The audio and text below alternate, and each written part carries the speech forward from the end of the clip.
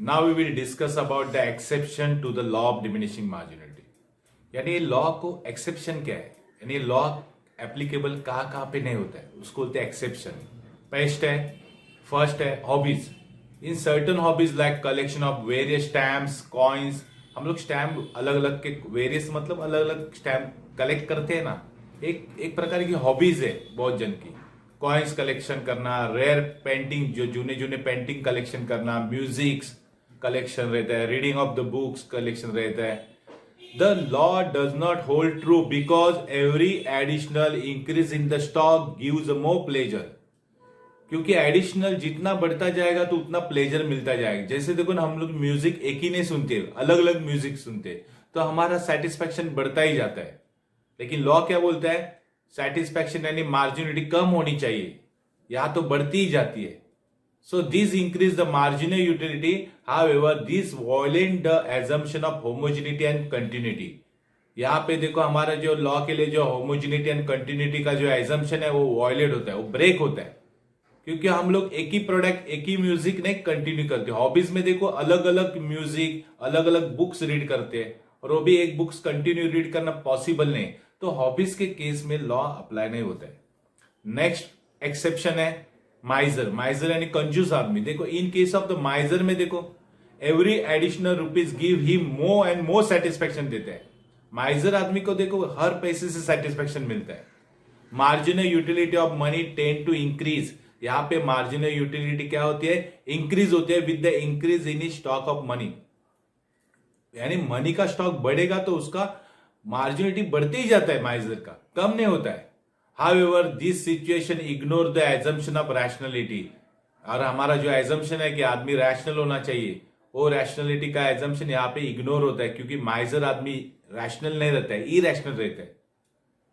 तो यहाँ पे लॉ अप्लाई नहीं होता है, क्योंकि माइजर कंजूस रहता है, उसको हर रुपीज से प्यार रहता है, वो कभी भी डिससेटिस्फैक्शन नहीं होगा. देन नेक्स्ट एक्सेप्शन है थर्ड, एडिक्शन. एडिक्शन यानी जिसको देखो आदतें रहती है बहुत सारी. It is observe that in case of drunkard, देखो जो ज्यादा ड्रिंक करने वाला रहता है, that the level of intoxication increase with every additional unit of liquor consume. Liquor यानी ड्रिंक, मालूम ना वाइन, जिससे क्या है कंजम्पशन ज्यादा से ज्यादा करते जाओगे, एडिशनल यूनिट मतलब एडिशनल पेक लेते जाओगे, तो उसको सेटिस्फैक्शन बढ़ता ही जाता है, इंटॉक्सिकेशन उसका बढ़ता ही जाता है, कम नहीं होता है. So marginality received by the drunkard. Drunkard आदमी यानी ड्रिंक पीने वाला, जो उसका मार्जिनलिटी जो मिलता है वो में इंक्रीज बढ़ते ही जाता है. Actually it is only an illusion, एक इल्यूजन है, भ्रम है. This condition is similar to almost all addiction. यानी ड्रग्स वाले देखो, ड्रिंक पीने वाले, किसी को घूमने की आदत रहती है, किसी को टीवी देखने की आदत रहती है, तो कंटिन्यू 24 आवर टीवी देखे तो ऑब्वियसली उसका एडिक्शन नहीं है.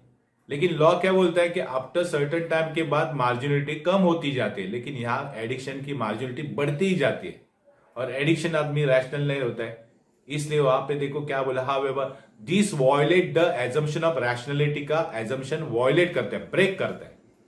क्योंकि हमारे लॉ एजम्पशन के ऊपर डिपेंड है. उसमें एक एजम्पशन है रैशनलिटी, और एडिक्शन आदमी रैशनल नहीं होता है, उसका सेटिस्फेक्शन कभी कम नहीं होगा, बढ़ते ही जाएगा. तो ये एक्सेप्शन है. नेक्स्ट एक्सेप्शन है power. It is an exception to the law. Law को एक्सेप्शन है. क्यों? Because when a person acquire power, जिसके बाद पावर आती है, his lust for power increase, और पावर बढ़ने के लिए और पागल हो जाता है वो. जैसे लीडर लोग रहते हैं, जितनी पावर आएगी तो कम, उसको और ज्यादा पावर चाहिए. He desire to have more and more of it. However this again violate the rationality assumption. यहाँ पे देखो रैशनलिटी नहीं होती है, रैशनलिटी ब्रेक होती है, क्योंकि पावर आने के बाद आदमी धुंध हो जाता है, लस्ट हो जाता है. तो ये भी एक्सेप्शन है, यहाँ पे लॉ अप्लाई नहीं होता, क्योंकि लॉ में कैसा है कि मार्जिनल यूटिलिटी कम होती जानी चाहिए. यहाँ पावर में देखो मार्जिनलिटी बढ़ती जाती है, उसको ज्यादा पावर चाहिए. नेक्स्ट एक्सेप्शन है fifth, money. It is said that marginal utility of money never become zero. देखो मार्जिनलिटी जो मनी की कभी भी जीरो नहीं होती है. It increase when the stock of money increase, वो बढ़ती ही जाती है. This is because money is a medium of exchange है, which is use to satisfy the various want. अलग अलग वांट सेटिस्फाई करने के लिए मनी चाहिए. However, according to some economists क्या बोलते हैं, this law is applicable to money too. For example, marginal utility of money is more to the poor person than to the rich person.